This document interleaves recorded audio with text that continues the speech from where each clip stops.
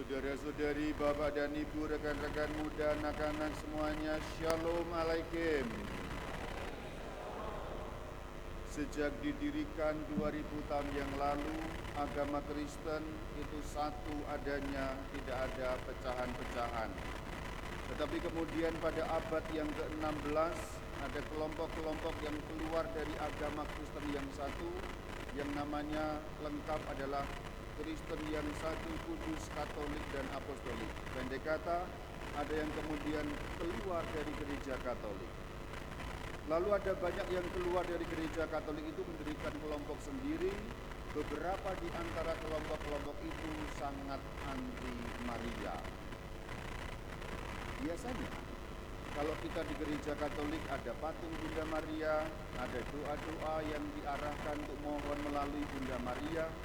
Biasanya juga kalau di kelompok-kelompok itu mereka tidak lagi kenal Bunda Maria, bahkan kadang-kadang mendiskreditkan Bunda Maria. Oke, kita tidak omong mengenai agama dan kelompok lain karena homili tidak untuk menjelekkan kelompok agama lain, tapi untuk membangun iman sendiri. Tetapi ada satu hal yang kadang-kadang meresahkan, bahwa ayat-ayat yang kita dengar pada hari ini dalam kitab Injil Markus sebagai bacaan ketiga kadang-kadang ditafsirkan oleh kelompok-kelompok anti Maria itu untuk mengatakan bukan, Tuhan Yesus tidak suka Bunda Maria, Tuhan Yesus menolak Bunda Maria. Buktinya apa? Waktu Bunda Maria datang mencari Tuhan Yesus, lalu beliau malah mengatakan, siapakah ibuku, siapakah saudara-saudariku, ini ibuku. Ceritanya dalam Injil, Tuhan sedang mengatur di sebuah rumah. Banyak orang di sekelilingnya sehingga begitu padatnya orang. Lalu Bunda Maria di luar rumah mencari, lihat ibumu di luar, cari engkau. Orang-orang bilang begitu. Lalu bukannya menemui, Tuhan Yesus mengatakan, ini saudara-saudariku, ini loh, ini ibuku. Seakan-akan ini adalah ayat bahwa Tuhan Yesus tidak terima Bunda Maria, lebih memilih orang-orang daripada mamanya sendiri. Memang kalau dilihat sekilas seperti itu, namun kalau kita mempelajari lebih dalam, tidaklah seperti itu, saudara-saudari. Ada dua bukti. Bukti yang pertama ada di dalam bacaan pertama, yaitu bacaan yang diambil dari kitab Kejadian ketika Hawa mengambil buah, kemudian bersama dengan Adam memakan buah, lalu ditemui oleh Tuhan, akhirnya dinyatakan bersalah. Ada firman Tuhan kepada ular. Ular di sini lambang Syaitan atau Satan atau iblis. Ular di sini bukan ular yang melata di tanah itu, tapi ini lambang dari iblis. Kemudian Tuhan bersabda bahwa akan kuadakan permusuhan antara keturunanmu, keturunan si ular maksudnya keturunan ular, dengan keturunan si perempuan maksudnya keturunan Hawa. Dan dikatakan keturunannya akan menginjak kepalamu. Keturunan si perempuan ini siapa? Tidak lain Bunda Maria yang kemudian menurunkan baginda Yesus, dan di kayu salib Tuhan Yesus telah menginjak mati si ular itu dengan meremukkan kepalanya. Maka dalam gereja Katolik Bunda Maria mendapatkan gelar Hawa baru. Kalau Hawa yang lama bertolak belakang dengan kehendak Allah, Hawa yang lama melanggar perintah Allah, Hawa yang baru melakukan kehendak Allah. Jadi situasinya dibalikan begitu. Maka kalau kamu pernah dengar omongan sang Hawa baru itu maksudnya Bunda Maria.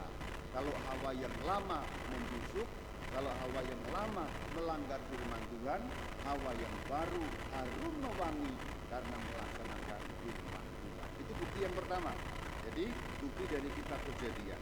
Bukti yang kedua bahwa ayat-ayat Injil hari ini bukan anti Maria ada di bagian-bagian terakhir dari kitab suci Injil yang kita dengar hari ini. Bunyinya adalah demikian. Ayat yang terakhir atau hampir terakhir tadi dari hari ini dibacakan supaya ingat lagi. Siapa melakukan kehendak Allah, dialah saudaraku, dialah saudariku, dialah ibuku. Perhatikan, diulangi. Siapa melakukan kehendak Allah, nah kata kunci ada pada kehendak Allah yang nyambung dari kitab Kejadian tadi. Hawa lama melanggar, Hawa baru melakukan kehendak Allah. Jadi pertanyaannya adalah, apakah Bunda Maria melaksanakan kehendak Allah? Coba dijawab. Apakah Bunda Maria melaksanakan kehendak Allah? Ya, bahkan lebih daripada semua orang. Karena Bunda Maria ketaatan yang mutlak. Kalau kita taat, tapi kadang-kadang kurang. Kalau kita juga taat, tapi seringkali juga berbohong. Itu kita. Tapi Bunda Maria ketaatannya mutlak. Berarti Bunda Maria melakukan kehendak Allah.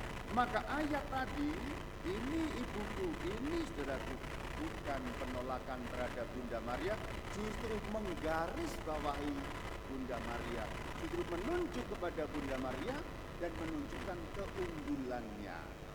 Bahasa gampang kalau mau diuraikan begini. Bahasa gampangnya itu Jepang ya, jelas dan gampang. Kalian bisa terhubung denganku, punya Tuhan Yesus. Kalian bisa terhubung denganku, Tuhan Yesus, seperti ibuku itu loh.